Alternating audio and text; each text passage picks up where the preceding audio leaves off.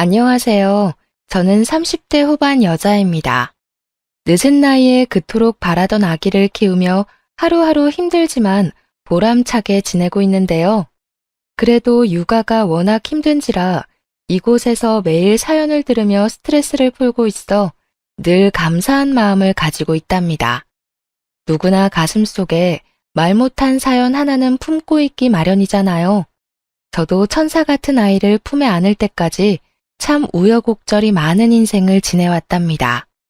남편에게도 차마 말하지 못했던 이야기를 이 자리를 빌어 여러분께 들려드리고 아직도 마음에 남은 응어리를 풀어내고 싶은 바람이 드네요. 제 이야기를 한번 들어주시겠어요? 저는 몇 년 전에 아주 어릴 때부터 살던 고향을 떠나 근처 대도시에서 새로운 삶을 시작하게 되었답니다. 이곳에 오기 전까진 흔히 농촌에서 볼 수 있는 주택에서만 쭉 살아왔는데요. 지금은 남편과 둘이 막 지난 아기와 아파트에서 사는데 정말 편리하고 좋은 것 같아요. 좀 더 일찍 용기를 내서 큰 도시로 와서 살 걸 후회를 할 정도랍니다. 아파트 주변에 웬만한 편의시설이나 프랜차이즈도 다 있으니까 아기와 돌아다니기도 좋아서 매일 산책을 하고 있어요. 그날도 오랜만에 남편이 쉬는 날이라 같이 동네에 나가서 외식도 하고 기분 좋게 집으로 걸어오고 있는 참이었죠. 저 멀리서 땅콩빵을 구워 파는 노점이 보이는데 순간 너무 반갑더라고요. 요즘에 붕어빵도 진짜 찾기 쉽지 않은데 제가 평소에 제일 좋아하던 땅콩빵이라니 신이 나서 남편을 이끌고 사 먹으러 갔어요. 머리와 수염이 덥수룩한 아저씨가 만드시고 있었는데 행색이 너무 초라해서 먹어야 되나 위생 걱정에 순간 고민이 살짝 되더라고요. 아저씨, 땅콩빵 3,000원어치 주세요. 그때 고개를 푹 숙이고 있던 아저씨가 저를 보는데 저는 심장이 오그라들 만큼 너무 놀라고 말았답니다. 바로 제 전 남편이었기 때문이죠. 당신이 여기를 어떻게, 정말 당신 맞지?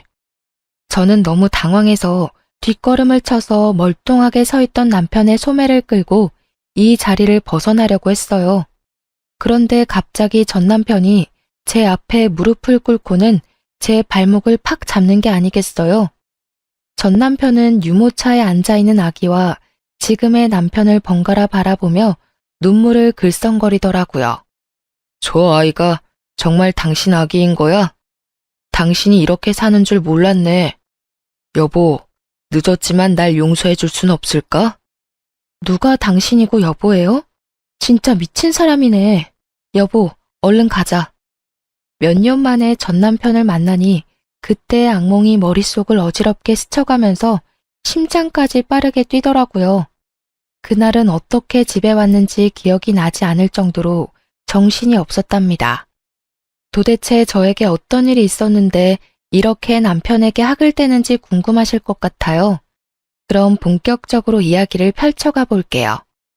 남편과 저는 계속 같은 동네에서 살았기 때문에 어릴 때부터 대충 아는 사이였어요. 초등학교부터 고등학교 때까지 학교가 하나뿐이라 계속 얽힐 수밖에 없었죠. 그러다 고3 때 짝이 된 후로 급격하게 친하게 지내게 되었죠. 남편의 부모님은 계속 농사를 지으셔서 남편도 대학에 갈 생각은 전혀 없고 졸업하고 바로 농사를 지을 거라고 하더라고요. 저는 어떻게든 다른 도시로 가보려고 수능 준비를 열심히 해봤지만 결국 지망했던 학교에 모두 떨어지고 말았어요. 사실 어릴 때부터 공부엔 별로 취미가 없어서 재수할 생각은 하지 않았고 읍내에 있는 약국 보조로 취직을 하게 되었답니다. 둘 다 대학에 안 가게 되니 더 자주 만나게 되더라고요. 대부분의 친구들은 큰 도시로 나가서 대학 생활을 시작했거든요. 남편은 읍내에 나올 때마다 제가 일하는 약국에 들러서 먹을 걸 사서 건네주기도 하고 퇴근할 시간에 맞춰 데리러 오기도 했죠. 그렇게 자연스럽게 데이트를 하고 3년 동안 연애를 하게 되었죠. 일찍 결혼해서 안정적으로 가정을 꾸리고 싶다는 남편의 설득에 휘말려 들어서 20대 초반의 나이에 결혼까지 하게 되었답니다. 이미 양쪽 부모님도 동네 이웃이라서 딱히 반대도 없었고 집안 수준도 비슷비슷해서 결혼식도 수준에 맞춰 평범하게 끝냈죠. 근데 결혼식 끝내자마자 시부모님이 이렇게 말씀을 하시는 거예요. 지금 사는 집에 민식이 방에서 신혼살림 시작해라. 따로 집 얻을 필요가 뭐 있냐? 민식이는 여기서 농사일하는데 읍내에 살 수도 없는 노릇이고. 여지껏 아무 말 없으셔서 전 당연히 나가 사는 줄 알았는데요. 집 얻어줄 거였으면 결혼식 전에 다 정했겠지. 어려서 그런가, 맹해서 그런가, 뭘 아는 게 없네. 그렇게 알고 니네 부모님한테도 그렇게 전해라. 혼수해올 필요도 없다. 저는 작은 원룸에서 시작해도 둘이서 알콩달콩 지내는 신혼생활을 하고 싶었는데 너무 황당스럽더라고요. 그렇지 않아도 남편에게 집은 언제 알아볼 거냐고 계속 물어봤었거든요. 그때마다 남편은 기다리라고만 하고 피하는 눈치가 있긴 했는데 사실 저를 시댁으로 불러들일 생각을 하고 있었던 것 아니겠어요? 원룸 알아보고 있다며, 부동산에도 다녀왔다며. 근데 시댁에서 살자니 이게 무슨 말이야? 너 나 속인 거야? 야, 속이긴 누가 속여. 말을 그렇게 하냐? 농사 짓는 게 얼마나 힘든지 알아? 그리고 맨날 새벽에 나가야 돼. 근데 어떻게 읍내에서 살아? 넌 그렇게 생각이 없어? 아니, 그럼 처음부터 그렇게 말을 하던가. 그럼 내가 이해하고 시댁 들어갈 마음의 준비라도 했을 거 아니야. 뭔 마음의 준비를 해. 어차피 니네 집에서 바로 지척으로 옮겨와서 사는 건데.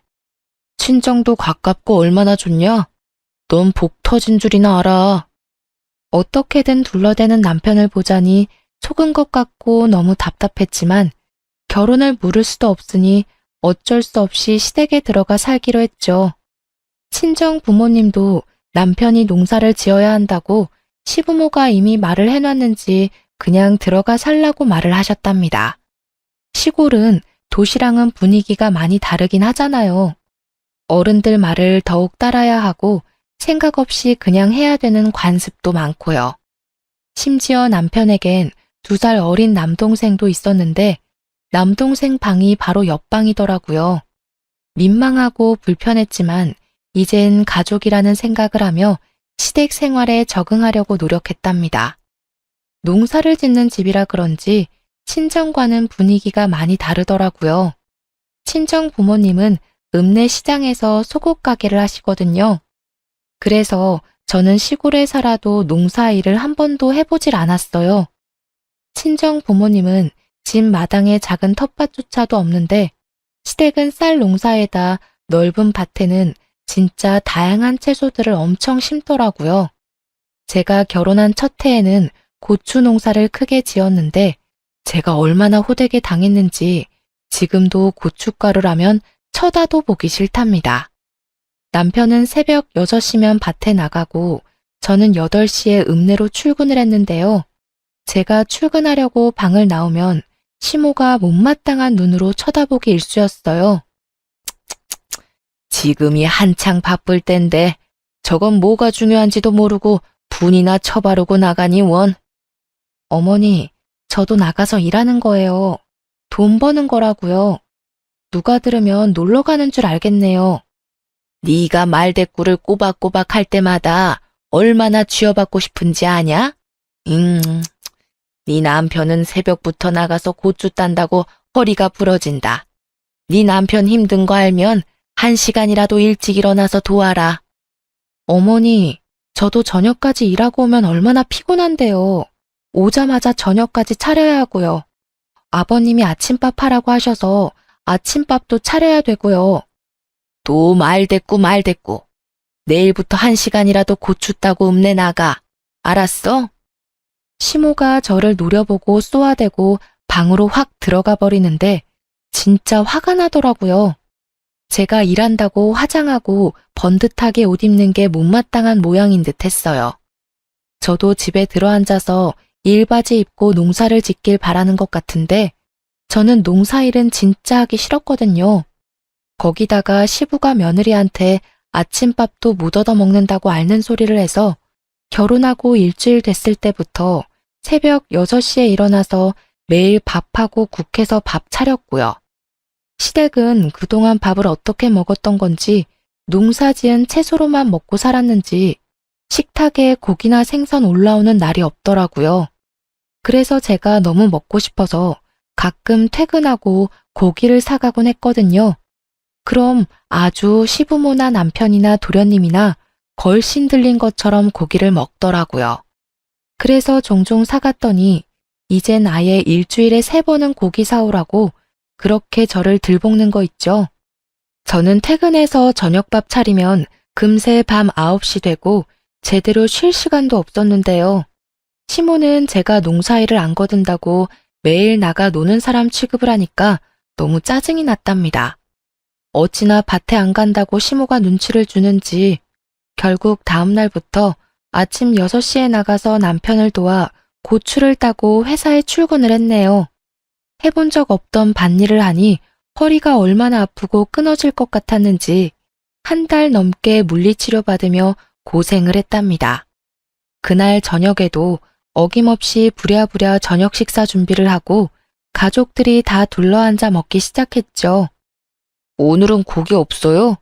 어제도 없더니만. 형수, 오늘 돼지고기 좀 사오지. 맨 다 풀밭이네. 그래, 넌 맨날 돈 번다고 읍내 나가서는 고기 한 근을 못 사오니?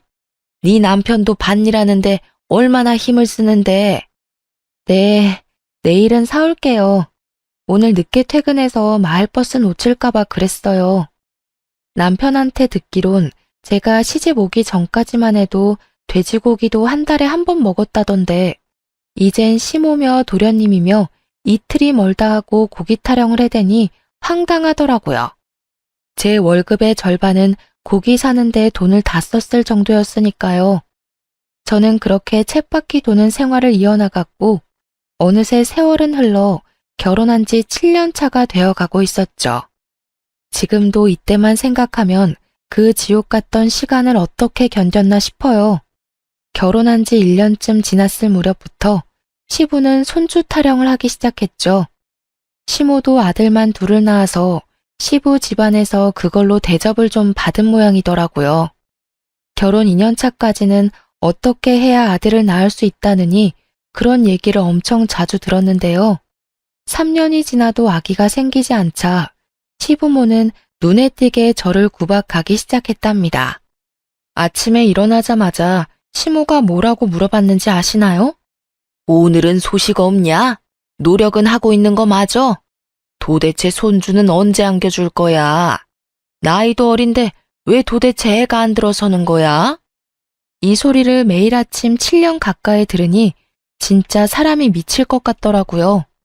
저라는 사람은 없어지고 시댁에서 저는 손주를 낳아야 하는데 하자가 있어 낳아주지 못하는 존재가 되어 있었죠. 시부모 지인의 손주라도 보고 오는 날이면 아주 난리가 날 정도로 저를 못살게 굴었어요. 그 여편네 며느리는 나이가 39이라더라.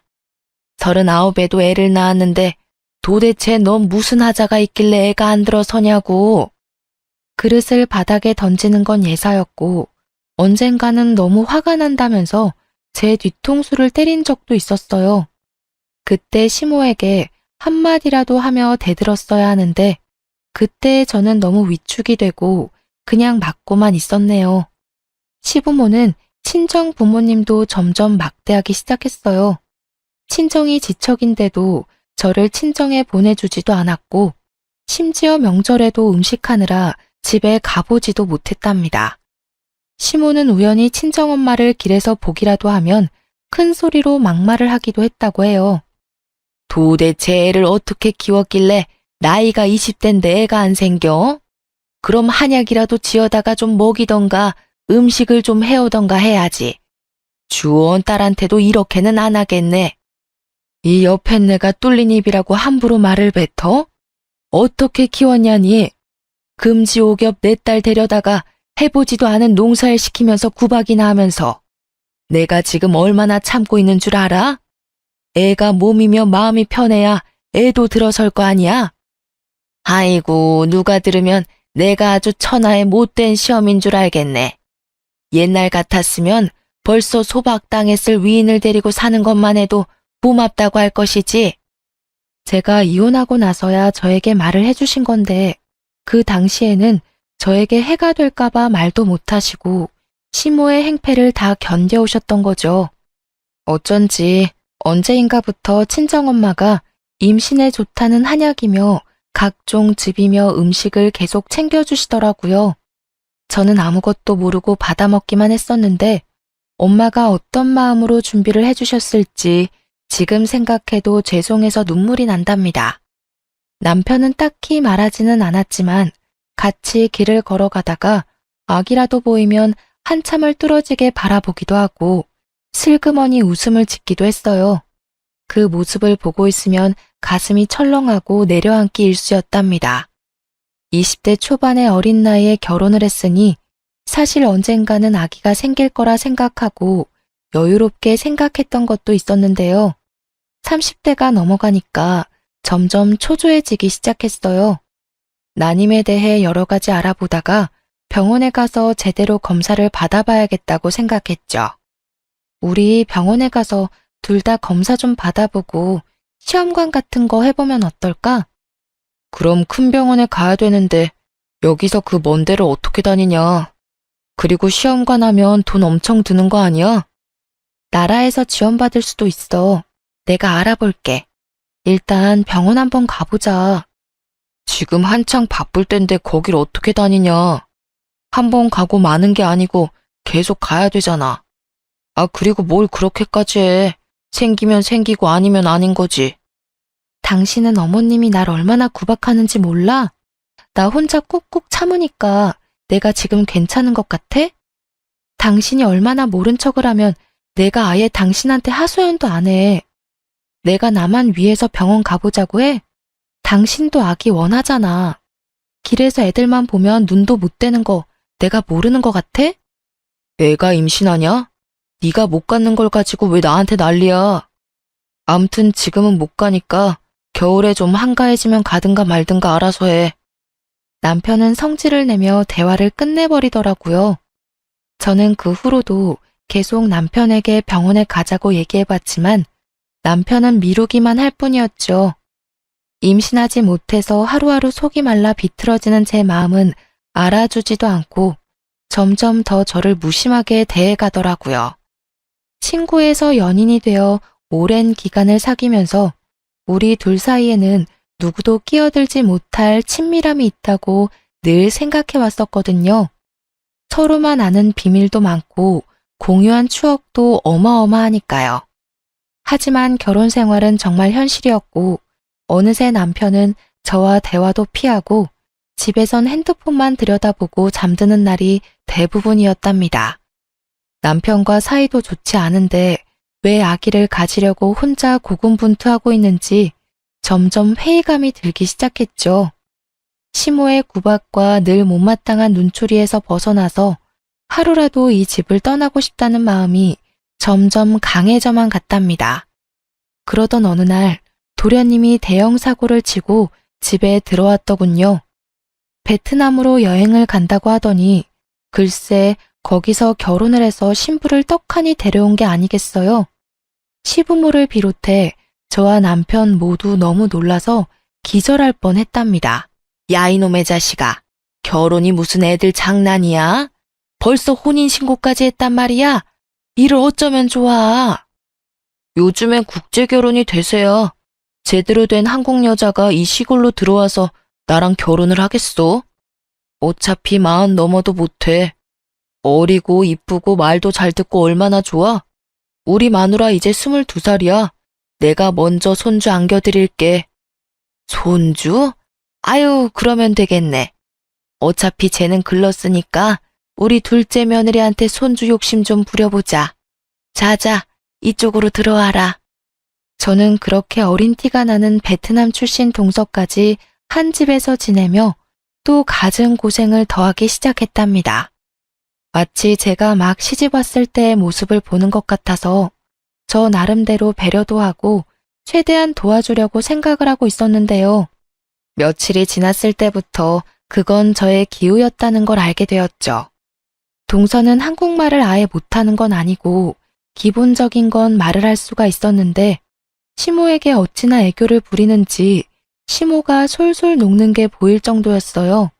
그리고 눈치가 빨라서 바로 집안이 어떻게 돌아가는지 파악을 끝낸 모양이더라고요. 제가 아기를 못 가져서 구박을 받는다는 걸 알아보고 시모에게 말끝마다 이렇게 말하더군요. 엄마, 나 이거 못해. 나 졸리다.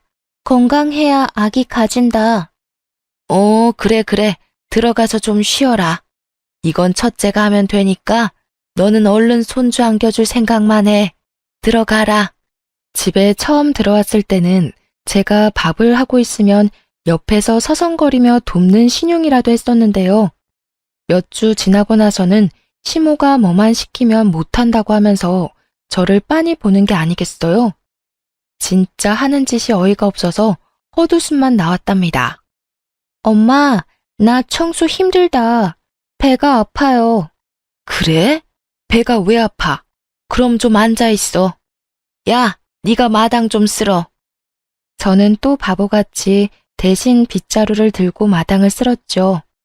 도대체 그땐 왜 그랬는지 지금도 이해가 가지 않아요. 시모 옆에 딱 붙어 앉아서는 사과를 씹어 먹으며 청소를 하는 제 모습을 무표정으로 지켜보던 동서의 얼굴이 떠오르네요.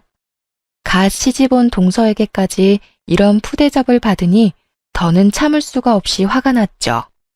저는 남편에게 하소연을 했지만 남편은 듣는 척도 하지 않았어요. 이제 하다 22살 동서한테까지 내가 구박을 받아야 돼? 도대체 왜 내가 이 집에서 이러고 살아야 돼? 나 더 이상 못 참아. 우리 나가 살아. 너는 어떻게 어린 재수 씨보다 생각하는 게 어리냐? 여기서 나가면 어디서 살게? 돈은 있고? 그래, 그동안 당신이 피해와서 말도 못했는데 도대체 10년 가까이 살면서 어떻게 돈 한 푼 저축을 못해? 맨날 하루 벌어 하루 살아? 시댁에 돈 다 드리고? 농사가 다 그런 거지. 그럼 아버지 땅에서 농사 짓는데 나 혼자 홀랑 다 먹냐? 여기가 내 집인데 가길 어딜 가? 다 네가 애를 못 낳아서 벌어지는 일인데 도대체 나한테 어떻게 하라고? 뭐? 말 다 했어? 애는 나 혼자 낳니? 너도 같이 노력을 해야 할 거 아니야. 술도 좀 줄이고. 웃기고 있네. 내 친구들은 나보다 술을 더 먹는데 다 애가 있는데 그건 어떻게 설명할래? 지가 문제 있는 걸 어디서 화풀이야? 에이씨. 남편이 저한테 말이라도 따뜻하게 해주고 공감해주려고만 했어도 이렇게 가슴이 미어지도록 서운하진 않았을 텐데요. 저는 모든 걸 제 탓으로만 미루는 남편에게 모든 정이 다 떨어져 버렸답니다. 시댁은 남편의 집이지 평생 청소하고 밥하며 살아도 절대 저의 집이 될 수는 없단 것도 확실히 깨닫게 되었어요. 저는 서서히 마음의 문을 닫아갔고 이혼을 절실히 생각하게 되었죠. 몇 달이 흘러 시부의 생일이 다가왔고 시모는 출근하려는 제 팔목을 딱 잡고 말하더라고요. 오늘 아버지 생신인데 뭔 일을 한다고 난리야. 오늘 하루 일 나가지 말고 장 봐다가 생신상 딱 차려드려. 알았어? 어머니, 그럼 미리 말씀을 하시던가 어떻게 오늘 당장 일을 빠져요. 아니면 저녁에 다들 읍내 나오세요. 오랜만에 갈비 먹으러 가요, 그럼. 이게 아주 야가 빠져가지고는 밥하기 싫다고 수쓰는 거냐? 네가 갈비거리 사다가 직접 재서 만들 생각은 안 하고 내가 약국에 전화하리? 망신 한번 당할래? 충분히 직장에 전화해서 고래고래 소리를 지를 시모의 성격을 알기에 저는 어쩔 수 없이 하루 병가를 내고 생신상을 차려야만 했답니다. 해야 할 게 너무 많아서 동서를 불러서 같이 하자고 옆에 세워뒀는데요. 제가 말하는 걸 못 알아듣는 척하면서 자꾸 딴 척만 하는 거예요.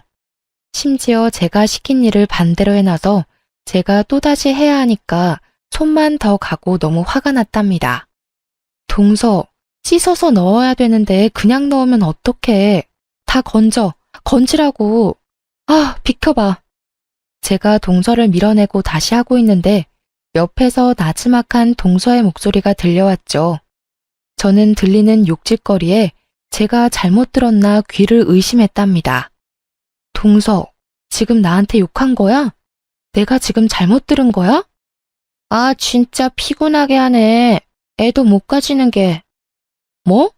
야, 네가 뭘 안다고 그딴 말을 해. 너 한국말 못한다며? 너 거짓말한 거지? 너 정체가 뭐야?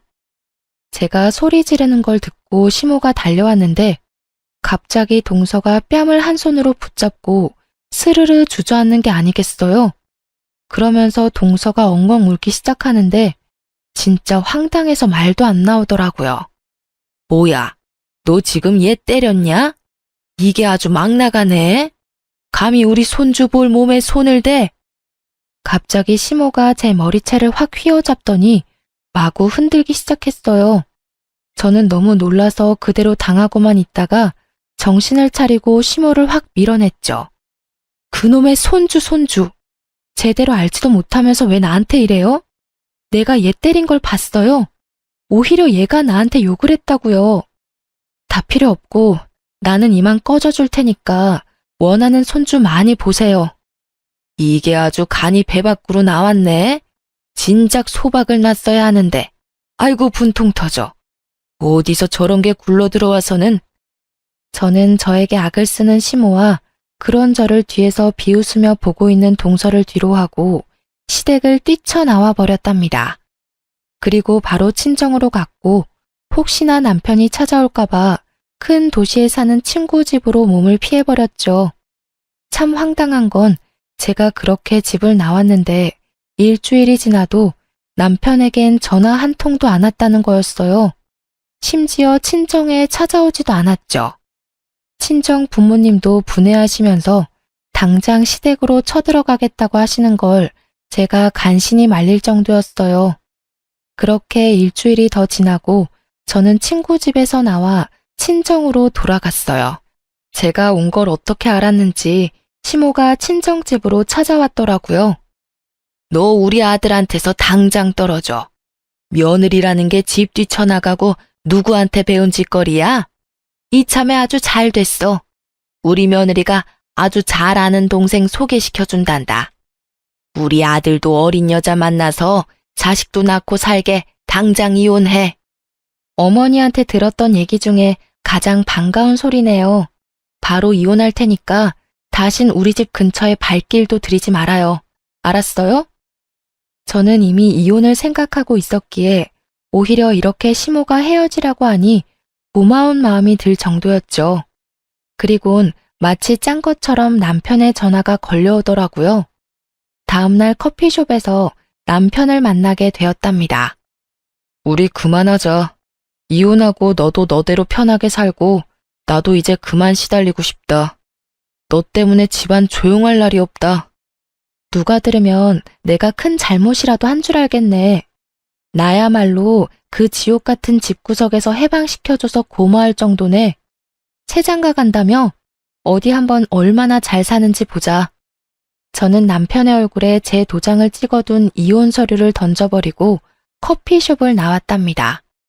그렇게 합의 이혼을 했고 집도 남편 명의가 아니었고 가진 것도 없었기에 재산 분할은 민망할 정도로 작은 액수만 받을 수 있었어요. 하지만 그런 건 상관없었답니다. 저는 10년 가까이 새벽에 일어나 아침밥하고 밤 늦게까지 설거지하고 청소까지 하고 잠드는 그 집의 식모였거든요.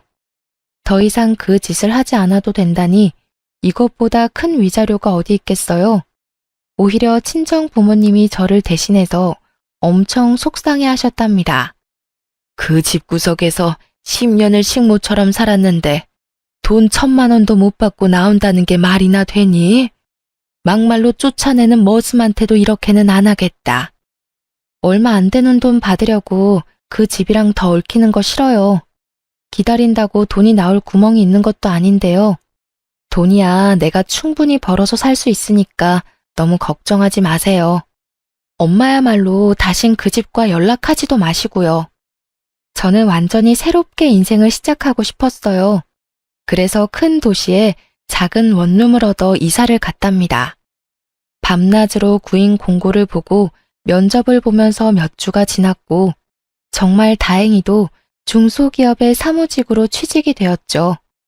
월급은 그리 많지 않았지만 저 혼자 소소하게 즐기며 생활하기에는 충분했어요. 오로지 저만을 위한 시간을 보내는 게 얼마나 오랜만인지 하루하루가 소중하게 느껴지는 나날을 보냈답니다. 그렇게 1년 정도의 시간이 흘렀고 저는 이혼의 아픔을 조금씩 회복해 나가고 있었어요. 그러다가 같은 부서에서 근무하는 대리님과 점점 친해지게 되었는데요. 사적으로 만나 밥도 먹으며 데이트 아닌 데이트를 이어나갔죠. 대리님도 저처럼 이혼을 하고 혼자 살고 있어서 그런지 통하는 점도 많았고 전 남편과는 다르게 지적이고 다정한 면에 호감이 가더라고요. 조심스레 연애를 시작했고 1년 만에 용기를 내어 재혼을 하게 되었답니다. 사실 재혼하게 된 더 큰 이유가 있었는데 제가 혼전 임신을 하게 되었기 때문이에요. 10년 가까이 그토록 바래왔던 아기가 이렇게 쉽게 찾아오다니 믿기지가 않았죠. 아직 결혼도 하기 전이라 불안한 기분이 들어서 또 마냥 행복할 수도 없는 제 자신에게 실망을 하기도 했고요.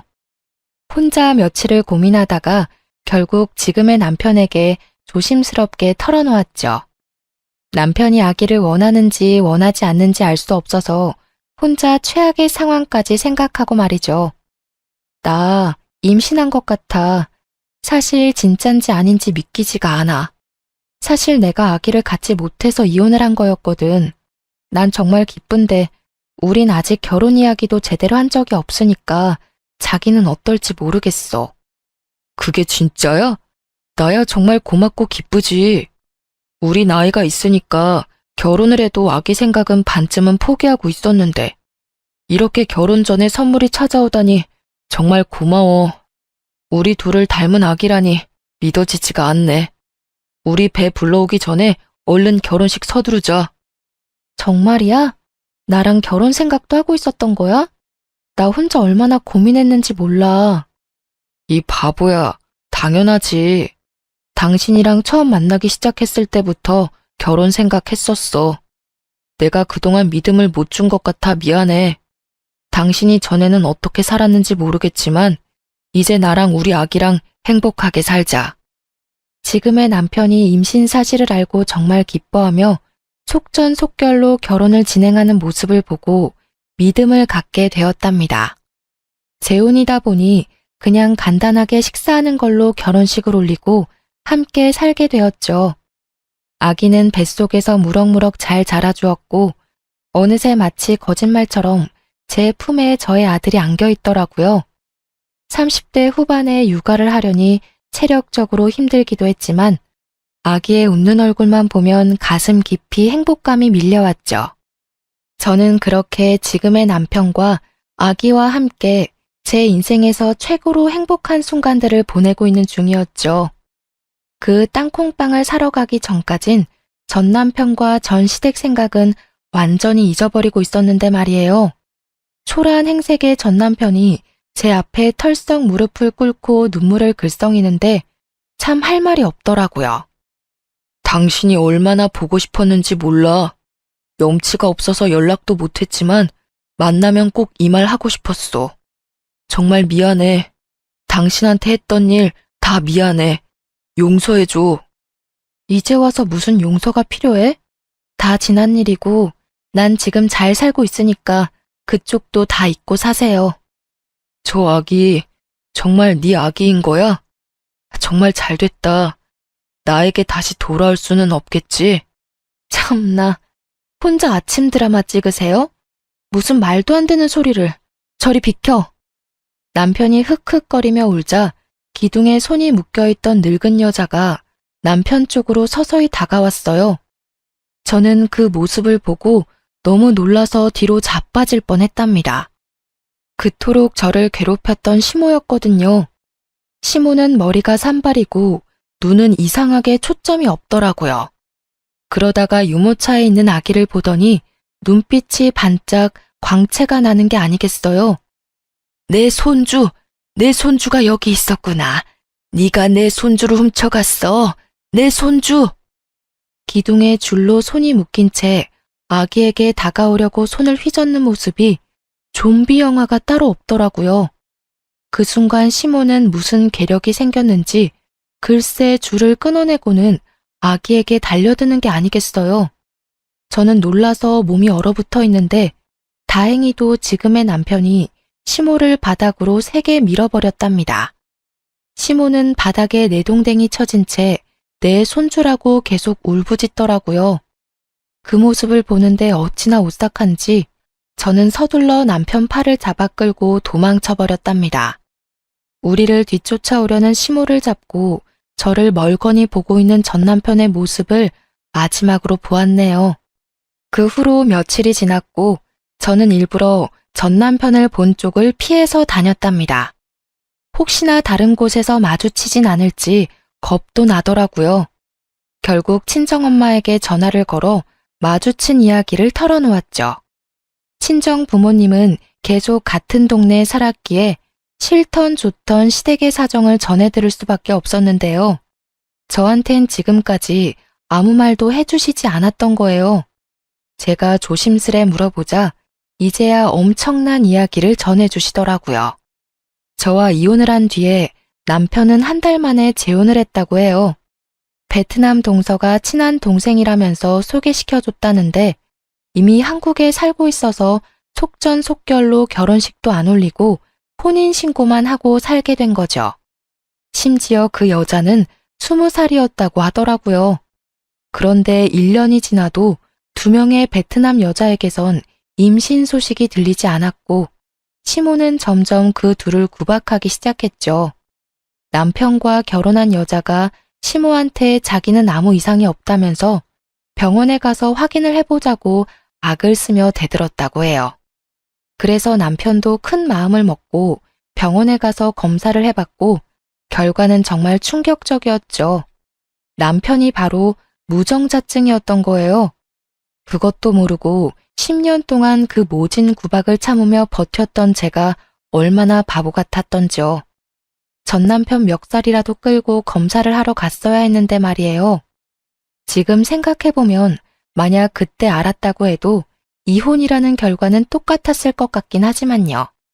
남편은 검사 결과를 믿지 못해서 다른 병원에서도 해봤는데 같은 결과가 나오자 농사일까지 다 접고 술만 마시면서 집에 틀어박혀 있기 시작했답니다. 시부모는 그런 남편을 어쩌지도 못하고 농작물 수확도 못해 당장 쓸 생활비도 없는 지경까지 갔다네요. 그러나 더 큰 일이 닥쳤답니다. 어느 날 갑자기 도련님이 미친 사람처럼 온 집안을 헤집으며 다녔어요. 이것들 어디 갔어? 엄마, 이것들 나갔어? 어디 갔냐고. 누구? 네 처? 몰라. 아침까진 보였는데 어디 갔나? 그러고 보니 둘 다 코빼기도 안 보이네? 엄마, 큰일 났어. 여기 이 서랍에 딱 문서 있던 거 맞지? 없어, 없다고. 이것들이 다 들고 튀었다고. 뭐? 도대체 이게 무슨 소리야? 똑바로 좀 말해봐. 아침에 은행에서 전화가 왔는데 그게 벌써 몇 달 전에 내 이름으로 대출을 받았대. 그거 이자 갚으라고 전화가 온 거야. 그리고는 부동산 형님이 전화가 와서는 우리 땅이 팔렸다는 거야. 땅이 팔리다니 누가 땅을 팔아? 우린 땅을 내놓은 적도 없는데. 네 말로는 그것들이 다 팔아서 날랐다는 거야? 땅 문서 얼른 찾아봐. 아이고. 그렇게 경찰까지 와서 도망간 베트남 여자들의 행적을 쫓았지만 어디로 사라졌는지는 찾을 수 없었죠. 경찰이 알려준 바로는 한국에 들어오기 전부터 현지 브로커와 작당을 하고 한국 남자의 재산을 빼돌리려고 위장 결혼을 한 여자들이었답니다. 벌써 한국 남자와 몇 번의 이혼을 했고 한국말도 수준급이었다는데 시부모와 자기 남편들 앞에서는 한국말을 못하는 척했던 거였죠. 어쩐지 동서가 저한테 욕지거리를 내뱉을 때 진짜 본 모습을 본 것 같아 더욱 충격을 받았던 것 같아요. 시댁은 땅도 잃고 거액의 빚까지 떠맡게 되었답니다. 그야말로 집안이 완전히 풍비박산이 나버린 거죠. 시부는 땅이 팔렸다는 걸 알고 중풍으로 쓰러져서 아직까지 집에서 거동도 못하고 누워있다고 해요. 도련님은 누워만 있는 시부를 간호하다가 못 견디겠다면서 집을 나가서 연락두절이 되었고요. 시모 역시 큰 충격을 받아서 전부터 조금씩 알아왔던 치매가 더욱 심해지게 되었다네요. 시모는 제정신이 돌아올 때마다 전 남편을 붙잡고 제 얘기를 하며 가슴을 치며 울었다고 해요. 야야, 우리 첫째는 어디 갔니? 읍내 고기 사러 갔나? 요즘 들어 통 보이질 않는다. 무슨 소리야, 엄마가 내쫓아놓고는 이제 와서. 이게 다 엄마 때문이야. 그놈의 손주가 뭐라고 그렇게 구박을 해대더니. 아니 그럼 걔가 집을 나갔단 말이야? 앞장서라. 친정집에 있을 거 아니야. 얼른 잡아오게. 걔가 나간 게 아니라 엄마가 이혼시켜 내쫓았다고. 나한테 그 베트남 기집애랑 결혼하라고 손주 봐야 된다고 꼬드기지만 않았어도 우리 집 이렇게는 안 됐을 거야. 엄마 손주 욕심 때문에 다 망해버렸다고. 당연히 잘 살길 바라진 않았지만 이 정도로 처참하게 망해 있을 줄은 상상도 못했었는데요. 시모가 손주 욕심을 부리다가 벌어진 일이라 자업자득이라고 밖에 할 수 없을 것 같네요. 당장 먹을 쌀도 없는 지경에 이르자 전 남편이 정신을 차려야겠다고 생각을 했나 보더라고요. 친구들에게 돈을 빌려다가 땅콩빵 장사를 시작하게 된 거였고요. 집에는 이미 시부가 누워있고 정신이 나간 시모를 집에 같이 둘 수가 없어서 장사하는 곳마다 어쩔 수 없이 데리고 다녔다는데요. 시모는 치매가 걸렸어도 손주는 포기를 못했는지 길에서 아기만 보면 내 손주라고 악을 쓰며 빼앗아 가려고 했다고 해요. 아기 엄마들은 도둑년이라고 때리려고도 해서 벌써 경찰서에도 몇 번이나 다녀왔었다네요. 그래서 결국 전 남편이 시모가 움직일 수 없도록 묶어두고 장사를 하게 되었던 거죠. 내가 다시는 그 집구석 얘기는 너한테 하지 않으려고 했다. 혹시나 그 집 인간들이 널 찾아갈까봐 네 아버지가 엄청 단속했지. 다 너한테 저지른 일 되돌려 받은 거니 난 오히려 속 시원하다. 이젠 그 집구석 얘긴 다시 물어보지 말고 지금 네 가족하고 잘 살기만 해. 친정엄마는 이야기를 끝내시며 저한테 더 이상 궁금해하지 말라고 못을 박으셨죠. 그래도 오랫동안 함께 지낸 세월이 있어서 그런지 시댁의 나쁜 소식에 마냥 기쁘지만은 않았지만 한편으론 속이 시원하기도 했어요. 이런 마음조차 갖지 않고 아예 잊고 사는 게 최고라는 생각이 들어 계속 저에게 물어보는 지금의 남편에게도 대충만 얘기해주고 말을 아꼈답니다. 저는 그날에 다시는 안 보고 싶었던 시모의 얼굴을 우연히 마주쳐서 너무 놀랐고 우리 아기를 향해 달려들던 모습이 아직도 가끔 머릿속에 떠올라서 꿈에서까지 나오기도 하는데요. 저는 더 이상 그 사람들과 얽히고 싶지도 않고 저에게 고통과 상처를 준 일들이 아직 잊혀지지도 아물지도 않았어요. 전 남편이 저에게 지나간 세월에 대해 용서를 바랬지만 저는 용서도 동정도 하지 않고 그냥 묻어두려고 해요. 그냥 현재의 남편과 아기와의 새로운 삶에 더욱 집중하려고 한답니다. 툭툭 털어버리고 제 행복을 찾아가는 게 가장 현명한 복수라고 생각하거든요. 지금까지 저의 사연을 들으셨는데 어떠셨나요? 물론 저보다 더 기막힌 사연을 가진 분들도 많지만 저의 지나온 세월도 만만치 않다는 생각이 들지 않으시나요? 제 이야기를 들어주셔서 감사하고 여러분도 자신만의 행복을 찾아가는 하루를 보내시길 바래요. 항상 행복하세요.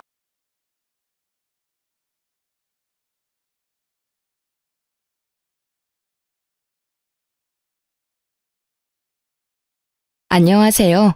용산에 살고 있는 30대 후반 여자입니다.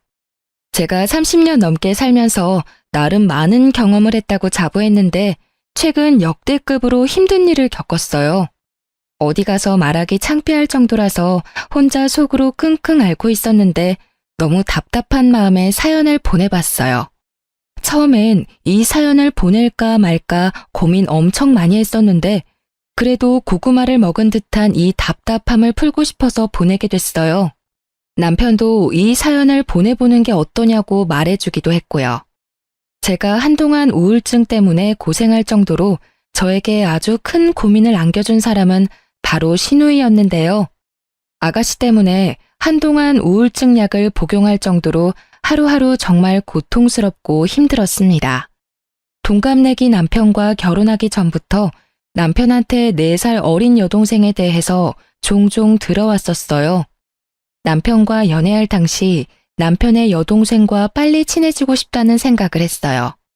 솔직히 시누이가 될 사람이라서 잘 보이고 싶은 마음이 있기도 했고 주변 친구들 보면 남자친구 여동생과 단둘이 영화 보고 밥 먹는 걸 보면 정말 부럽더라고요. 그래서 연애할 당시 남편에게 여동생 좀 소개해달라고 부탁을 했었는데 오히려 여동생이 부담스러워할 수 있다고 미리 안 보는 게 좋을 거라고 말하더라고요. 그 말을 듣는 순간 좀 서운했었는데요. 그 당시 이미 결혼한 친구들은 뭐하러 미리 사서 고생을 하냐고 저한테 잔소리를 했습니다. 시누이가 시어머니보다 더 심한 시집살이를 시킨다고 하더라고요. 그래서 미리 만나면 그만큼 미리 시집살이를 당하는 거라면서 절대 먼저 만나지 말라고 경고했어요. 친구들 말대로 미리 만나지 않는 게 정말 다행이었더라고요. 아무튼 남편은 여동생을 끔찍이 아껴왔었어요. 남편과 시부모님 말로는 아가씨가 어릴 적부터 많이 아팠었다고 해요. 몸이 워낙 약한 상태로 태어났기 때문에 온갖 잔병은 다 앓고 지냈다고 하네요.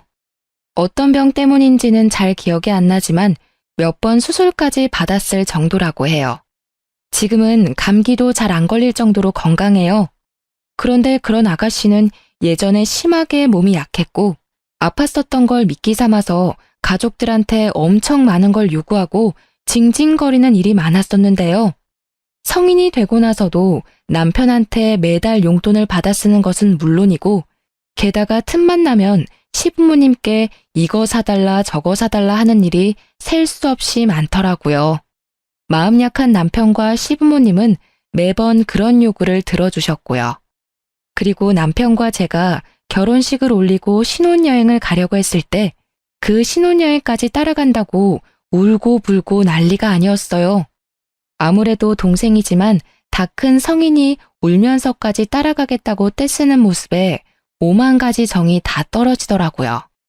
다행히 시부모님께서 시누이한테 온갖 막말을 해가면서 가지 못하게 막아준 덕분에 우리 둘이 재미있게 신혼여행을 다녀올 수 있었어요. 이렇게 철없이 행동하는 아가씨가 그래도 이쁜지 남편은 항상 시누이 이야기만 하면 웃음꽃이 활짝 폈습니다. 결혼하기 전엔 그런 남편을 전부 이해하지 못했었지만 입장을 바꿔 생각하면 만약 내 남동생이 시누이처럼 아팠었더라면 저도 그랬을 것 같다 라는 생각을 잠시 해봤어요. 그래서 이해하지 않아도 남편의 마음을 인정하기로 했죠. 근데 그런 남편과 제가 결혼하고 난 뒤 도저히 이해가 안 가고 감당하기 어려운 행동을 하는 시누이 때문에 미칠 것 같았어요. 저와 남편이 결혼한 지 얼마 안 됐을 때 있었던 일 하나 말씀드리자면 시누이의 자격지심과 관련된 일이 있었어요. 시누이는 어릴 때 워낙 자주 아파서 중학교 중간까지만 다니다가 자퇴했는데요. 자퇴한 이후에 1년 정도 쉬다가 검정고시를 봤다고 하더라고요. 중학교, 고등학교 과정 모두 합격한 뒤 대학교 진학을 포기했다고 들었어요. 아무래도 공부 쪽에 소질이 너무 없어 차라리 바로 돈을 버는 게 좋겠다 싶었다네요. 그런 아가씨는 의외로 학력과 돈에 대한 자격지심이 상당히 심한 편이더라고요. 저에 대해서 하나부터 10까지 집요하게 물어보는 일이 많았는데요. 대학교부터 직업, 연봉, 직책 등등 굳이 말하고 싶지 않은 콤플렉스까지 알려고 하는 그런 아가씨가 부담스러울 때가 정말 많았어요. 언니는 어느 회사 다녀요? 전 검정고시에다가 대학교도 안 나왔는데 회사에서 무려 300만 원 정도 월급 줘요. 대박이죠? 일반 중소기업에 다니면서 이렇게 받기 힘든 거 아시죠? 아, 그러시구나. 아가씨 능력 엄청 좋으신가 봐요. 언니는 회사에서 얼마나 받아요? 대학은 어디 나왔어요? 나름 서울에서 유명한 대학교 졸업했고, 지금은 회사에서 팀장 맡고 있는데 적게 받고 있지 않아요. 연봉이 얼마나 되는지 정확히 말씀드리기 어렵고요. 저보다 많이 받는다는 소리예요? 그렇죠. 아무래도 제가 팀장 직급 맡고 있으니 일반 사원에 비하면 연봉이 높은 편이죠. 아가씨보다 두세 배 이상은 벌고 있어요. 도대체 무슨 일을 하길래 그렇게 벌어요? 서울에 있는 대학교 나왔다고 해도 요처럼 들어보는 대학들도 많다던데. 전 이름만 들어도 누구나 알 법한 대학교와 대기업에 다니고 있는데요. 정확히 어느 대학교를 졸업했고 어느 기업에 다니고 있는지 자세히 말할 수는 없지만 아가씨한테 대학교부터 다니는 회사, 연봉 등등 전부 말해주니 얼굴이 새빨갛게 변하더라고요. 이상한 게 제가 조금이라도 본인보다 잘난 게 있으면 그걸 그렇게 질투하더라고요. 그리고 저희 시댁은 하루 벌어서 하루 살아갈 정도로 여유가 있는 집안은 아니었어요. 예전에 아가씨가 아팠을 때 모아둔 돈을 전부 병원비로 다 쓰게 돼서 예전에 비해 여유가 없다고 하더라고요.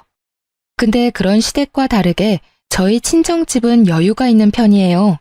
아버지가 운이 좋게 사업이 잘 되던 편이라 그 덕분에 전 부족하지 않게 살았었는데요. 아가씨는 처음에는 우리 친정집에 대해서 전혀 관심이 없었는데 우연히 제가 친정 부모님께 받은 명품 가방을 보고 저희 친정집에 대해 물어보기 시작했어요. 언니, 이 가방 어디서 났어요? 언니가 직접 산 가방이에요? 이거 구하기 정말 힘든 가방이라던데. 한정판 아니에요? 언니 능력 대박이다. 아, 이거 친정엄마가 사주신 거예요. 몇 달 전에 제 생일이었잖아요. 그때 친정엄마가 직접 백화점에 가서 구해주셨어요. 아까워서 들고 다니지도 못해요. 정말요? 친정 부모님께서 명품 가방 사줄 정도로 능력이 좋으신가 보네요. 아, 부모님이 좀 여유가 있으신 편이죠. 근데 부모님이 돈이 많으신 거지 제가 많은 게 아니라. 도대체 무슨 일을 하시길래 이런 비싼 가방도 아무렇지 않게 사주시는 거예요? 아버지가 사업하세요. 저도 자세한 건 모르는데 그 사업이 잘 운영되고 있어서 이런 가방도 선물 받고 하는 거예요. 혹시 검은 돈 만지시는 분 아니죠? 겉보기에 멀쩡한 회사인 것 같아도 뒤가 구린 그런 사업장 많다고 하던데. 갑자기 비아냥거리는 말투로 저희 친정아버지 일에 대해 함부로 말하더라고요.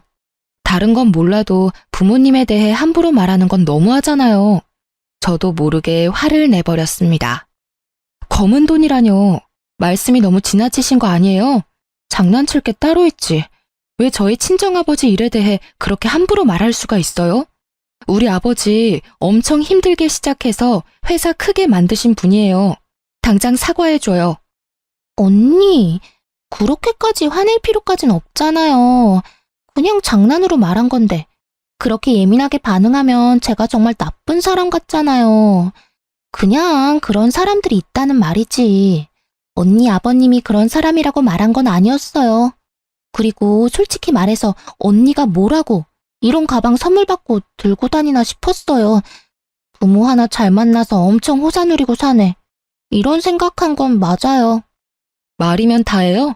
제가 부모님 덕분에 남들보다 조금 더 편하게 산 건 맞지만 좋은 대학교 나오고 좋은 직업까지 얻게 된 건 다 제 노력이에요. 고작 이 가방 하나로 저를 너무 편하게만 살아온 사람 취급하지 마세요. 언니 능력에 비해서 정말 편하게 살고 있는 건 잊지 마세요. 솔직히 저도 어릴 때 아프지만 않았어도 언니보다 더 멋지게 살 수 있었을 텐데.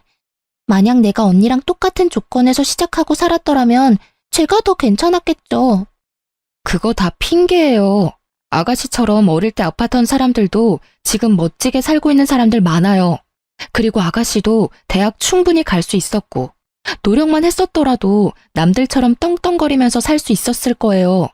근데 본인도 공부 쪽에 영 소질이 없으니까 대학 안 가고 바로 일 시작한 거 아니에요? 그러면서 대학 나온 사람들 항상 무시하고 본인보다 돈 조금이라도 버는 사람들 안 이꺼워하고 가끔 보면 아가씨 자격지심 너무 심해요. 오히려 인생 편하게 사려는 건 아가씨 아니에요. 와, 언니 말하는 거 진짜 밥맛이네요. 언니가 절 그렇게 생각하고 있는 줄은 몰랐네요. 저야말로 아가씨가 절 그렇게 생각하고 있는 줄은 몰랐어요. 지금 아가씨랑 대화할 가치가 없다고 봐요. 본인이 대학 안 가고 여유로운 집안에 태어나지 않은 거에 대해서 합리화하면서 남들 깎아내리는 게 정말 취미인 사람이라 느낄 정도로 질투가 심하고 남을 본인보다 낮추는 게 심했어요.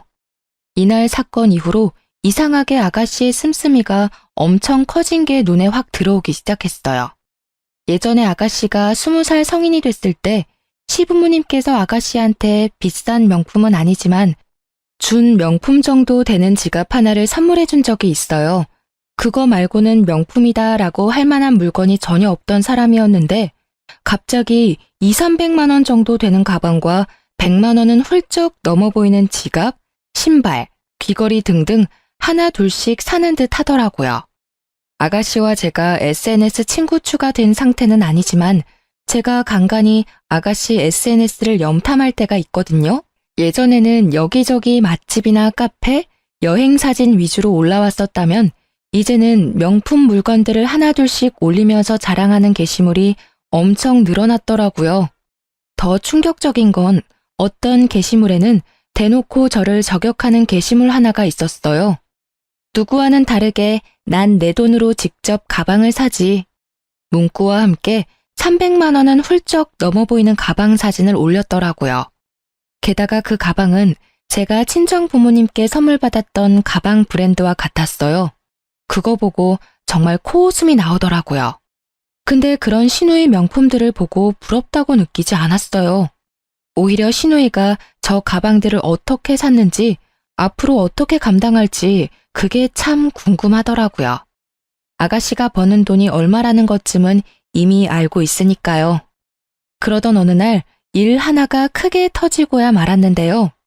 우연히 시어머님께서 아가씨 이름으로 날라온 한 통지서를 발견하게 됐는데 그게 바로 카드값 통지서와 함께 대출을 받았다는 통지서 2가지였어요. 알고 보니까 아가씨는 명품 가방을 사기 위해서 무리하게 카드를 긁었던 거였고 그것도 모자라서 대출 3천만 원까지 받았다고 하더라고요. 처음엔 가방 한두 개만 사려고 카드 할부를 했다고 했는데 본인 월급으로 그 할부값도 감당하지 못할 것 같아서 조금씩 대출을 받기 시작했다네요. 그렇게 대출을 받아서 많은 돈이 자기 통장에 찍히니까 그걸로 카드값을 갚으려고 했던 걸 멈추고 여러 물건들을 사들이기 시작했다고 하네요. 결국 걷잡을 수 없이 일이 커졌다고 해요. 이 많은 돈을 갚기에 너무 힘들어서 주말마다 단기 아르바이트도 한다고 해요. 요즘 아가씨가 집에 붙어있는 시간이 없어서 어딜 그렇게 다니나 어머님이 걱정이 많았어요. 근데 어딜 가는 것인지 드디어 알아냈네요. 이 사실을 온 가족이 전부 다 알게 됐고 처음엔 아가씨가 저 만나는 걸 좀 피했어요. 아무래도 이 사실을 알기 전에 아가씨가 명품 가방을 들고 저한테 엄청 자랑을 했거든요. 본인은 나와 다르게 이 비싼 가방 정도 가뿐하게 살 수 있다는 식으로 저한테 항상 어필을 해왔었는데 이제 내가 정체를 모두 알게 되었으니 당연히 저 보는 게 창피하고 힘들었겠죠. 이 사건 이후로 아가씨는 본인이 샀던 명품 물건들을 전부 팔아서 대출금 일부를 상환하고 한동안 남은 대출금 갚는데 시간을 다 보냈어요. 남편은 그런 아가씨가 안쓰러웠는지 조금 도와줄까 생각도 하는 것 같았어요. 근데 제가 그런 아가씨 도와주는 순간 용돈 끊길 준비나 하라고 말했더니 도와주지 않더라고요.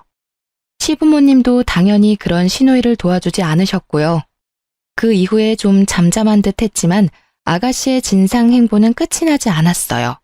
또 어떤 일이 있었냐면 제가 남편과 해외여행을 가기 위해서 준비했을 때였는데요. 제가 남편과 결혼하고 난 뒤 제대로 된 여행을 간 적이 없었어요. 그래서 남편과 해외여행을 가보기 위해 준비하게 됐었는데요. 근데 아가씨는 우리가 여행을 간다는 것 자체가 마음에 들지 않았나 봐요. 갈 거면 나랑 엄마 아빠도 데리고 가지. 왜 둘만 쏙 갈 수가 있어? 엄마도 그렇게 생각하지 않아? 언니랑 오빠 우리까지 데리고 갈 능력은 되잖아. 그런데 왜 우리만 쏙 빼놓고 둘만 가냐 이 말이야. 우리 그렇게 능력 좋지 않아요. 그리고 우리도 결혼하고 나서 처음으로 여행 가는 거라서. 맞아. 그리고 엄마 아빠도 가만히 있는데 왜 너가 설쳐? 너가 몰라서 하는 말인데 새아기가 작년에 우리가 집에만 있는 게 안쓰럽다고 관광여행 보내줬어. 그리고 이번에도 같이 가자고 물어봤는데 우리가 안 가겠다고 거절한 거야. 그러니까 중간에서 이간질할 생각 절대 하지 말고 너나 우리한테 잘해. 딸인 너는 우리한테 정작 아무것도 안 해주고 있으면서 왜 잘하고 있는 새언니를 잡으려고 하냐? 으이그. 왜 자꾸 나한테만 뭐라고 해. 내 생각이 틀린 건 아니잖아. 나도 해외여행 가보고 싶었는데. 해외여행 가고 싶으면 가고 싶다고 말해. 괜히 잘하고 있는 사람 트집 잡지 말고. 중간에서 이간질을 하려고 했던 아가씨는 오히려 시어머님께 혼났어요. 그게 마음에 들지 않았는지 한동안 입 쭉 내밀고 삐져 있더라고요. 그렇게 한창 여행 갈 준비를 하고 있었는데 여행 가기 하루 전날 갑자기 아가씨가 우리 집에 놀러 왔더라고요. 저와 남편은 갑자기 집에 놀러 온 아가씨 때문에 엄청 당황했었는데요. 아가씨, 갑자기 말도 없이 무슨 일로? 저희 내일 여행 가야 해서 이것저것 준비하느라 바쁜데. 많이 바빠요? 심심해서 왔어요. 저 집에 있었는데 너무 할 게 없어서요. 그래서 언니 생각나길래. 내일 여행 가는 날이죠? 그 전까지만 언니랑 오빠랑 같이 놀다가 같이 나가도 돼요? 네, 내일 아침 일찍 나가야 하는데 일찍 일어날 수 있겠어요? 이렇게 갑자기 놀러 올 줄이야. 그럼 진작 연락하고 오지 그랬어요. 가족끼리 무슨 연락까지 해요. 보고 싶거나 심심하면 아무 때나 만나는 거지. 맥주 사왔는데 한 잔씩 해요. 내일 일찍 일어나야 해서 맥주는 안 되는데요. 에이, 맥주 한두 잔 정도 마시는 건 괜찮아요. 내일 못 일어날 것 같으면 제가 대신 깨워줄게요. 갑자기 놀러 온 아가씨와 새벽까지 수다를 떨며 논 다음에 일찍 일어나야 했던 우리 부부는 먼저 잠들게 됐는데요. 근데 아가씨가 좀 이상하더라고요.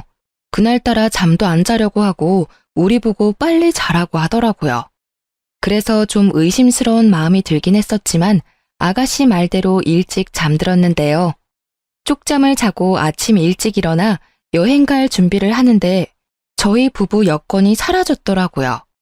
분명 거실 탁자 위에 여권을 올려둔 걸로 기억하는데 갑자기 그 여권이 사라졌더라고요. 아가씨한테 혹시 여권 가져갔냐고 물어봤는데 끝까지 모른다고 하더라고요. 결국 그날 저희 부부는 여행을 가지 못했는데요. 전 진짜 너무 속상하더라고요. 열심히 준비했던 해외여행인데 하루 전날 여권을 잃어버려 가지 못한다는 게 화가 났고 게다가 여행 비용을 전부 돌려받지 못하는 상황이니 생돈을 잃은 거나 마찬가지였어요. 그것 때문에 남편과 저는 한동안 기분이 좋지 못했었는데요. 그런데 며칠 뒤 신우이한테 저희 부부 여권이 있는 걸 발견하게 됐었는데요. 알고 보니 아가씨가 우리 집에 와서 여권을 가지고 간 거였어요. 그 여권을 본인 방 서랍에 숨겼더라고요. 그걸 알게 된 남편은 난생 처음으로 아가씨한테 욕까지 섞어가며 혼냈습니다. 이게 무슨 짓이야? 너 우리 여권 훔치려고 일부러 온 거였지? 너 하나 때문에 돈이랑 시간 전부 날렸어. 너 새언니는 며칠 동안 본인이 여권 하나 잘 못 챙겨서 여행 못 간 거라고 울기까지 한 사람이야. 근데 어떻게 너가... 남편이 큰 소리를 내기 시작하자 방에 계시던 어머님까지 나와서 무슨 일이냐고 물어보셨는데요. 옆에 있던 제가 상황 설명을 모두 했습니다. 그 사실을 듣게 된 어머님께선 아가씨의 등짝을 때리며 화내셨는데요. 야, 할 짓이 없어서 다음날 여행 가는 사람들 여권을 훔쳐가? 그게 사람이 할 짓이야? 아이고, 정말 미친 짓을 했네. 미친 짓을 했어. 초등학생도 안 할 짓을 왜 너가 했냐고. 짜증나잖아. 맨날 새언니는 좋은 옷, 좋은 집, 좋은 회사 다 누리고 살고 있는데 해외여행까지 간다고 하니까 짜증난다고. 나도 해외여행 가고 싶은데 나한테는 같이 가자고 물어보지도 않고 치사하게.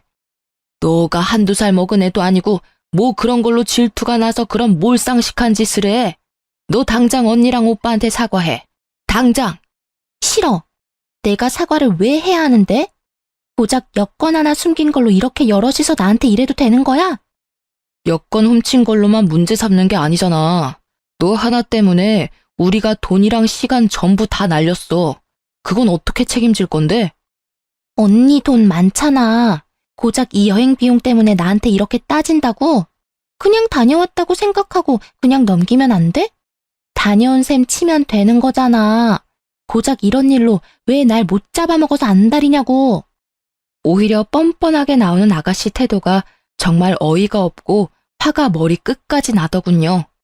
결국 남편은 그런 아가씨와 대화를 나누는 걸 포기하고 그런 아가씨한테 사과하기 전까지 절대 볼 생각하지 말라고 경고했어요. 아가씨도 자존심이 있는지 거의 한 달 동안 연락 한 통하지 않았었는데요. 근데 본인도 본인이 잘못한 걸 충분히 알고 있기 때문에 어머님 성화에 못 이겨 우리한테 사과를 하더라고요. 아가씨 때문에 손해본 여행 경비 모두 아가씨가 전부 갚기로 했는데요. 처음에는 안 받을 생각도 잠시 했었는데 오히려 시어머님과 남편이 꼭 받으라고 하더라고요. 그래서 아가씨한테 돌려받은 돈으로 국내 여행이라도 다녀오기로 했죠. 조용하다 싶으면 이런 식으로 사고를 치는 아가씨 때문에 항상 마음이 조마조마하고 받아주기가 점점 힘들었어요. 사실 아가씨는 남편에 대한 애정이 남달라요. 남편도 그런 아가씨를 굉장히 아끼는 편이고요. 워낙 몸이 약했던 아가씨라서 가족들이 유독 애정을 많이 쏟은 편인데요. 아가씨는 가족들 안에서도 남편 말은 잘 듣는 편이고 애교도 많이 부리기도 하더라고요.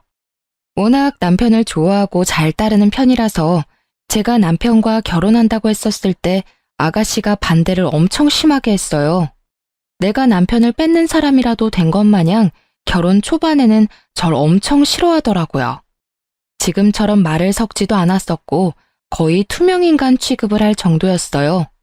명절이나 어버이날 등등 가족들끼리 모이면 아예 방 밖으로 나오지 않았을 정도라니까요.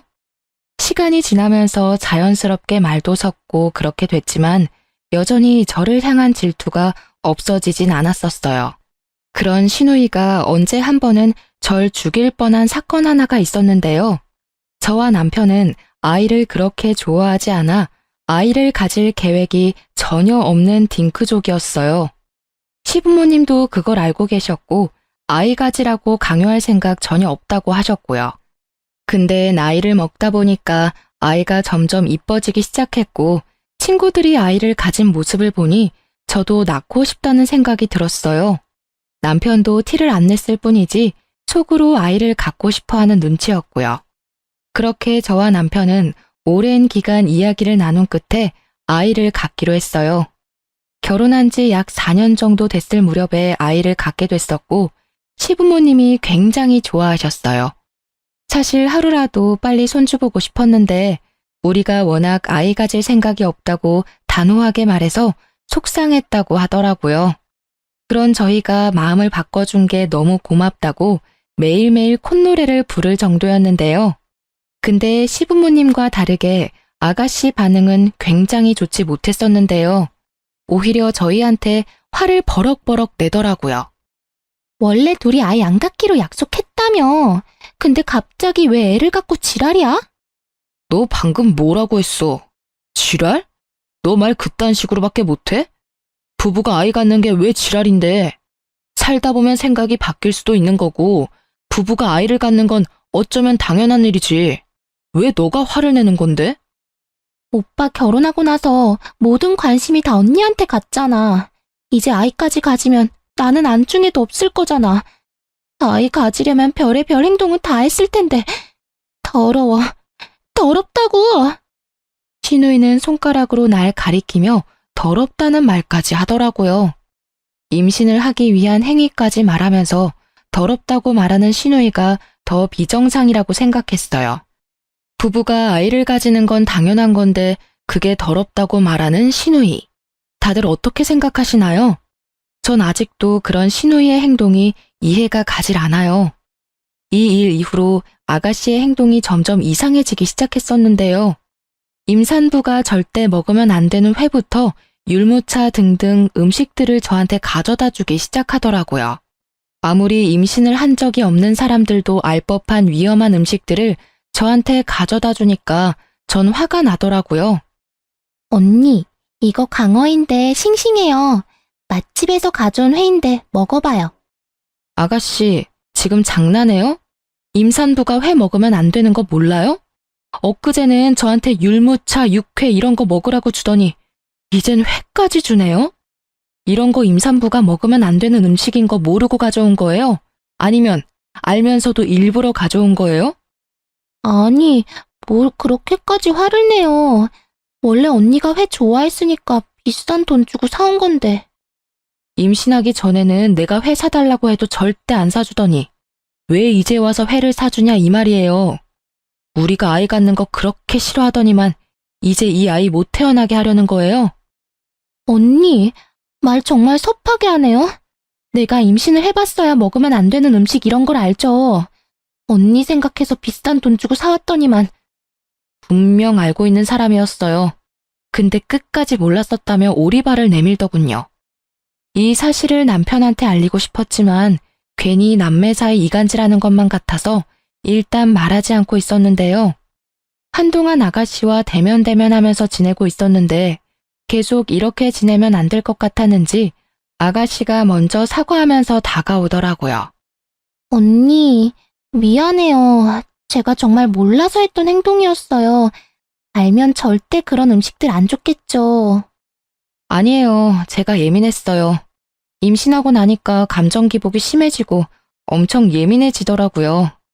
언니, 제가 언니한테 사과하는 의미로 한약 하나 해주고 싶은데 괜찮아요? 한약이요? 한약 한 번 지을 때마다 돈 꽤 많이 나갈 텐데요. 괜찮겠어요? 곧 조카도 생기는 마당에 고모 노릇 좀 해보려고요. 언니만 괜찮으면 한약 지어줄게요. 임산부한테 좋은 한약 지어준다고 하길래 언제같이 한의원에 가려나 기다리고 있었는데 갑자기 아가씨 혼자 한의원에 다녀왔다고 하더라고요. 본인 다이어트 한약 타온 김에 제 한약까지 타왔다고 하는데요. 아무리 날 위해 맞춰준 한약이라고는 하지만 제가 직접 가서 맞춘 한약이 아니라서 먹기가 좀 그렇더라고요. 그래서 일단 아가씨한테 잘 먹겠다고 말한 뒤 하나도 먹지 않았어요. 아가씨가 타온 한약을 한동안 먹지 않고 있다가 버리기 너무 아까워서 이 한약 안에 있는 재료들이 뭐가 있나 알아본 다음에 먹기로 했어요. 그래서 아가씨 몰래 이 한약을 만든 한의원에 찾아가서 이 안에 들어간 약재에 대해 알아보게 됐었는데요. 알고 보니까 이 한약은 임산부를 위한 한약이 아니라 유산이 될 수 있을 정도로 임산부에게 좋지 않은 한약이었어요. 이 사실을 알게 된 저는 심장이 갑자기 마구 뛰기 시작하더라고요. 제가 이걸 하나라도 먹은 순간 내 뱃속에 있는 우리 아기가 죽을 뻔할 수 있었다는 게 무서웠어요. 그래서 전 집에 가서 엄청 울었습니다. 제가 뭘 그렇게 잘못했길래 이런 한약까지 타면서 우리 아이를 죽이려고 했던 걸까 수많은 생각이 들더라고요. 퇴근하고 집에 돌아온 남편은 왜 그러냐고 물어보더라고요. 그래서 그런 남편한테 이제껏 있었던 일에 대해서 전부 솔직하게 말했어요. 회, 육회 등등 음식을 가져다 준 것부터 한약까지 전부 말했습니다. 뒤늦게 이 사실을 알게 된 남편은 이걸 왜 지금 말하냐고 저한테 화내더라고요. 그리고 그런 저를 데리고 바로 시부모님 집으로 향했습니다. 거실에서 시부모님과 아가씨는 TV를 편하게 보고 있었는데요. 남편은 그런 아가씨를 보자마자 바로 뺨을 때렸어요. 뺨을 맞은 아가씨는 얼굴이 빨갛게 올라왔고 펑펑 울더라고요. 너는 오자마자 이게 무슨 짓이야? 갑자기 애를 왜 때리고 그래? 엄마, 얘 당장 내보내. 인연이 내 아이 죽일 뻔한 살인범이야. 이런 살인범을 이제껏 내 동생이라고 데리고 살았던 게 내가 미친놈이지. 살면서 남편이 이렇게 화낸 모습은 처음 봤어요. 어머님과 아버님도 그런 남편의 모습이 몹시 당황한 눈치였어요. 아가씨는 엉엉 울기만 할 뿐 그 어떤 말도 하지 않더라고요. 무슨 일인데 그래, 어? 엄마 아빠, 얘가 은영이한테 한약 준 거 알고 있지? 그 한약이 아이한테 좋은 한약이 아니라 아이 죽일 수 있는 그런 한약이래. 그거 한 번이라도 먹었으면 아이가 죽거나 산다고 해도 멀쩡하게 태어날 수가 없다고 그랬다네. 그런 사실을 숨기고 이 사람한테 한약을 준 거라고. 은영이가 좀 의심스럽다고 안 먹어서 다행이지. 하나라도 먹었으면 어쩔 뻔했어? 김우영, 그게 사실이야? 어? 너 입으로 당장 말해봐. 네 오빠가 한 말이 사실이냐고. 맞아. 일부러 그랬어. 언니가 너무 싫었거든. 이제껏 오빠는 나만 좋아하고 나만 보살폈는데 그런 오빠가 갑자기 이 여자랑 결혼하고 게다가 아이까지 가졌으니까 그게 너무 속상했어. 이 여자가 내 오빠 뺏어간 것도 열받는데 이제 애까지 생겼으니 날 거들떠보지도 않을 거잖아. 오빠는 내 거라고. 아무리 그래도 그렇지. 애를 죽일 생각을 해? 이거 엄연히 살인미수야. 너 절대 가만히 안 둬. 알겠어? 나 오빠 동생이야. 나만 좋아하고 이뻐해야지. 제발 가지 마. 나만 좋아해달라고.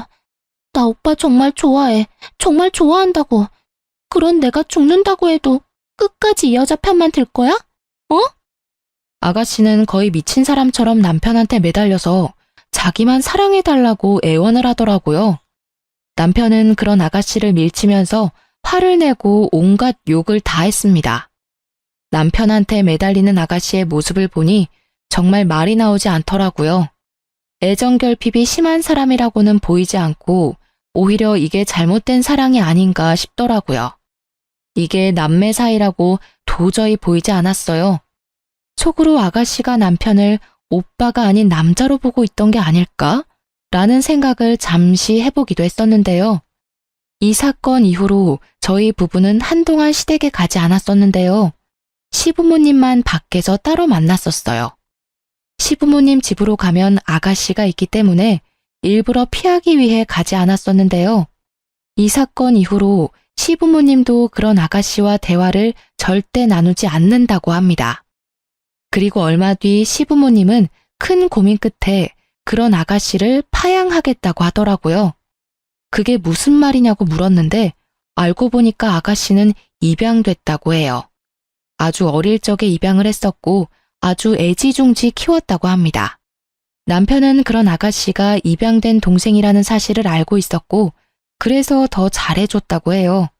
반대로 아가씨는 본인이 입양된 사실을 모르고 있었다가 20살이 되었을 때 본인이 입양된 사실을 알게 됐다고 하네요. 본인이 입양된 사람이라는 것을 알게 된 이후부터 남편에 대한 집착이 더더욱 심해진 거라고 해요. 시부모님은 오랜 고심 끝에 파양을 결정하게 됐고 우리 부부한테 먼저 이 소식을 알려줬어요. 그 다음날 저희 부부를 집으로 불렀었고 그 자리에 아가씨도 있었습니다. 오랜만에 만난 거였는데 살이 많이 빠진 상태였어요. 우영아, 이제 우리가 이번 일에 대해 제대로 대화를 나눠야 할 때가 온 것 같다. 너가 은영이한테 그런 짓을 했었다는 걸 알게 된 이후 너랑 대화하는 게 너무 싫어서 무조건 널 피했었던 것 같아. 이 엄마 아빠가 그동안 고민할 게 좀 있어서 널 대면대면했었어. 무섭게 왜 그래? 한동안 나랑 말도 안 섞더니 이제 와서 무슨 결정? 고민했던 게 뭔데? 널 파양하기로 결정했어. 내가 직접 널 낳은 건 아니었지만 마음으로 낳은 딸이라 생각하면서 키웠다. 근데 지금껏 너가 은영이한테 한 행동을 보면 정말 용서가 안 돼. 이제껏 진심으로 널 딸이라 생각한 이 엄마는 이 결정을 한 게 정말 힘들었다. 근데 너가 한 행동 도저히 이해가 안 가. 내 며느리부터 내 손주까지 둘 다 잃을 뻔했어. 너 하나 때문에. 앞으로 내 며느리, 손주 건강하고 행복하게 하기 위해서는 파양이 답이야. 이 엄마도 너가 용서가 안 돼. 앞으로 우리 가족이 아니라 너 혼자서 살아가야 해. 엄마, 그게 무슨 말이야? 날 버리겠다는 거야? 고작 이 여자랑 이 여자 뱃속에 있는 애 새끼 때문에 날 버리겠다는 거냐고. 오빠랑 아빠도 동의한 부분이야? 왜 내가 버려져야 하냐고. 이제까지 나랑 같이 산 세월이 얼마인데 고작 몇 년 같이 산 이 여자를 안 버리고 날 버리냐고. 나 절대 못 나가. 나 끝까지 엄마 아빠 딸 할 거고 오빠 동생 할 거야. 내보낼 거면 저 여자 내보내. 파양으로 끝난 걸 감사하게 생각해. 너가 우리 아이 죽일 뻔한 사실 경찰로 넘길 생각까지 했었어. 우리 집에 살인자가 있다고 고소하려고 했던 거 그래도 이제까지 너랑 같이 산 세월을 생각해서 여기서 끝내는 거야. 앞으로 너 우리 아이 죽일 뻔한 거 항상 속죄하면서 살아. 이제까지 내가 널 여동생이라고 생각하면서 산 게 수치야, 수치. 앞으로 너 보고 싶지 않아. 그러니까 조용히 꺼져. 이게 다 너 때문에 그래. 너가 책임져. 너 하나만 없었으면 우리 가족 행복하게 살 수 있었어. 너가 책임지라고 나쁜 년아. 지금 당장 내 눈앞에 안 사라지면 내가 너 또 죽일 거야. 아가씨는 귀신이라도 들린 사람처럼 저한테 달려들더니 머리채를 잡더라고요. 남편과 시부모님은 놀란 나머지 그런 아가씨를 바닥으로 내동댕이 쳤습니다. 바닥에 넘어진 아가씨는 철없게 울더니 결국 기절을 하고 말았어요. 이날 이후 파양이 성립되었고 그렇게 신우이는 우리 가족 구성원에서 나가게 됐는데요. 시부모님은 그런 아가씨한테 땡전 한 푼도 주지 않고 내쫓았어요. 파양된 이후로 시부모님과 저한테 자주 연락하고 몇 번 찾아오기도 했어요. 집에 찾아오거나 전화가 오면 절대 받지 않았어요. 언제 한 번은 아가씨가 나올 때까지 저희 집 앞에 있는다고 하길래 딱 한 번 만나줬었는데요. 지금 이게 무슨 짓이에요? 제가 분명 아가씨 만나기 싫다고 했을 텐데. 언니, 제발 저 한 번만 용서해줘요. 저 요즘 너무 무서워요. 맨날 악몽 꾸고 자주 아프고 그래요. 언니가 오빠랑 엄마 아빠한테 잘 말해서 저 다시 가족으로 받아주면 안 되냐고 말해주면 안 돼요? 제가 왜요? 이건 다 아가씨가 만든 일이에요. 애초에 아가씨가 제 아이 죽이려고 하지 않았으면 이렇게 파양되는 일도 없었어요. 그러니까 혼자 다 감당하세요. 앞으로 이렇게 찾아오면 정말 경찰에 신고할 거예요? 언니, 정말 한 번만 도와줘요. 저 정말 무서워서 그래요. 정말 나쁜 의도는 없었어요. 그냥 오빠가 너무 좋았던 상태라 질투에 눈이 멀어서. 아무리 오빠가 좋다고 해도 사람을 죽이려고 하지는 않아요. 저 우리 아이 죽이려고 했던 당신 항상 저주하면서 살게요. 앞으로 이렇게 찾아오는 일 절대 없었으면 좋겠어요. 언니, 저 하루하루 속죄하면서 살고 있어요. 저 반성 엄청 많이 했어요. 저 가족들이 이렇게 소중한 존재인 줄 이제야 깨달았어요. 저 정말 죽고 싶을 때가 많아요. 언니가 저 용서해주면 우리 가족 모두 저 용서해 줄 거예요. 그러니까 언니, 저 용서 좀 해주세요. 염치 없고 뻔뻔한 건 아가씨가 최고네요. 이렇게 매달려도 저 마음 절대 안 바뀝니다. 아직도 아가씨만 생각하면 심장이 엄청 뛰고 화가 나서 미칠 것 같아요. 앞으로 이런 식으로 찾아오거나 연락 계속할 거면 경찰서에서 만나자는 뜻으로 알고 있을게요. 그만 돌아가세요. 이날 이후로 전 아가씨와 만난 적이 없어요. 그렇게 돈 한 푼 없이 쫓겨난 아가씨는 이제까지 모아둔 돈도 따로 없었기 때문에 결국 고시원에 가서 생활한다고 해요. 밥 먹을 돈도 없어서 자주 굶는 모양이에요. 그리고 최근에 들은 소식 하나가 있는데요. 아가씨가 회사에서 심하게 따돌림을 당한다고 하더라고요. 어머님 아는 친구분의 딸도 아가씨와 같은 회사에서 근무한 적이 있어서 그 사람을 통해서 들은 얘기라고 하는데요. 아가씨가 어릴 적부터 오냐오냐 큰 편이기 때문에 이기적인 성향을 가지고 있거든요. 한마디로 싸가지 없는 성격을 가졌는데요. 질투가 심하고 모든 관심이 본인에게 왔으면 하는 게 심한 편이라서 그런 모난 성격 때문에 결국 왕따를 당했다고 해요. 왕따를 당한 지 꽤 된 모양이더라고요. 예전에 가족들과 같이 살았었을 때도 회사 사람들이 은근히 따돌렸다고는 들었는데 저희와 헤어진 이후부터 제대로 왕따를 당했다고 들었어요. 회사 사람들이 본인 일까지 아가씨한테 시키고 정작 일을 다 하면 본인들이 다 한 것처럼 말한다고 해요. 매일 9시부터 10시까지 혼자 회사에 남아서 야근하는 게 일상이었다네요. 아가씨가 다닌 회사는 원래 야근이 없을 정도로 일이 바쁘지 않다고 하더라고요. 그래서 야근 수당도 받지 못했다네요. 게다가 회식 장소를 잘못 알려준다거나 회사에서 보너스가 나오면 그것까지 탐을 내는 회사 사람들까지 있었다고 들었어요. 그리고 화장실에서 볼일을 보고 있는데 양동이에 물을 담아서 아가씨가 있는 화장실 칸에 뿌리기까지 한 적이 있다고 하더라고요. 어린애들이나 할 법한 행동들을 어른들이 그대로 하고 있더라고요. 아가씨가 이직 준비를 하고 있던 무렵에 회사에서 그만두라는 통보를 했다고 해요. 아무래도 이러한 일 때문에 회사 일에도 지장이 가게 됐었고 회사에서 먼저 퇴사하라고 말했다고 하네요. 그렇게 몇 년 다닌 회사를 그만두게 됐었고 게다가 퇴직금도 받지 못했다고 들었어요. 회사에서 못된 마음 먹고 안 주는 모양이던데요. 퇴직금도 받지 못한 상태라서 아가씨는 결국 월세 낼 돈도 없어서 고시원에서도 나갔다고 합니다. 동네 친구나 학교 친구도 없어서 잠시 머물 곳도 없었다네요. 그렇게 지낼 곳이 없던 아가씨는 결국 기숙사 제공되는 식당에서 일을 하고 있다고 하네요.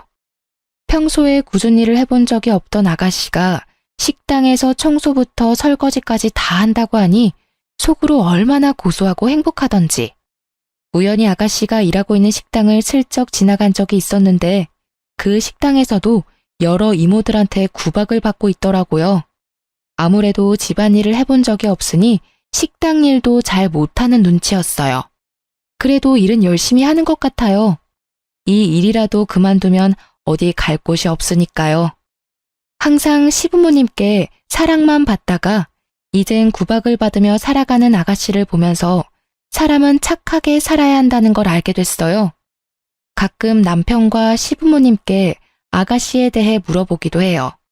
있던 딸이 갑자기 없어진 거니까 속상하지 않냐고 물어보면 다들 절대 속상하지 않다고 말해주세요.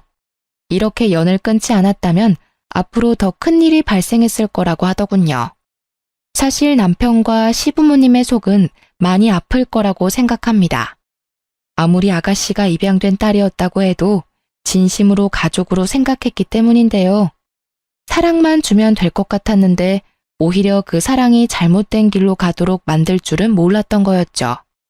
그래서 전 그 아픔이 금방 사라질 수 있게 며느리로서 최선을 다해 시부모님께 딸처럼 행동할 생각입니다.